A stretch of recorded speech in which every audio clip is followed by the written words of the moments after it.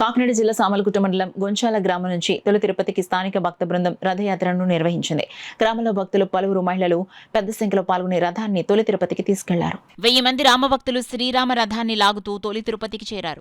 వీరిని ఆలయ ఈవో వద్ది శ్రీనివాసరావు స్వాగతించారు. ఆలయ ప్రధాన పూజారి నారాయణచారి దగ్గరుండి శృంగార వల్లభ స్వామి దర్శనం చేయించారు. అనంతరం వారికి అన్నప్రసాదం అందించారు. వీరిని కాకినాడ స్వయంభూ భోగి గణపతి పీఠం వ్యవస్థాపక ఉపాసకులు దూసర్లపూడి రమణరాజు దుస్సల్వాలు పూలదండలతో సత్కరించి అభినందించారు. 15 సార్లు భద్రాచల పాదయాత్ర చేసి తొలి తిరుపతికి వచ్చామని గొంచాల సీతారామాలయ కమిటీ అధ్యక్షుడు పేర్నిడి వెంకటరమణ తెలిపారు.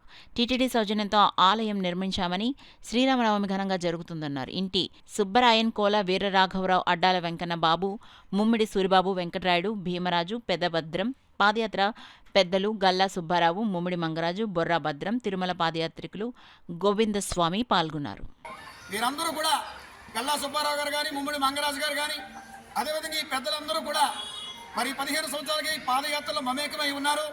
వారందరి యొక్క తోడ్పాటుతోటి ఈ యొక్క కార్యక్రమాన్ని శుభప్రదంగా చేయగా మరి ఇక్కడ ఉన్నటువంటి ఈవో గారు శ్రీనివాసరావు గారు, అదేవిధంగా ప్రధాన పూజారి ఆచార్యులు గారు వీరిని స్వాగతించి దర్శనాలు చేయించి చక్కగా ఇక్కడ మధ్యాహ్న భోజనాలు కూడా ఏర్పాటు చేయించారు. అదేవిధంగా ఆలయ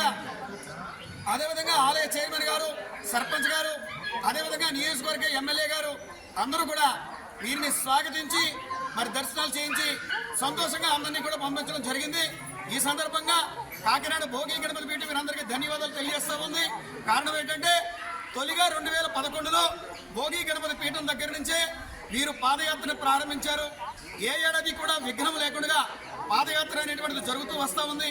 ఈ సందర్భంగా పేర్నిడి బాబ్జీ గారి ప్రత్యేకమైనటువంటి ధన్యవాదాలు, అభినందనలు, శుభాకాంక్షలు అందరి తరఫున తెలియజేస్తూ రానున్నటువంటి శ్రీరామనవమిని కూడా దిగ్విజయంగా చేసేటువంటి ఏర్పాట్లు గొంచాల గ్రామస్తులందరూ కూడా నిర్వహణ చేయడం చాలా శుభపరిణామం.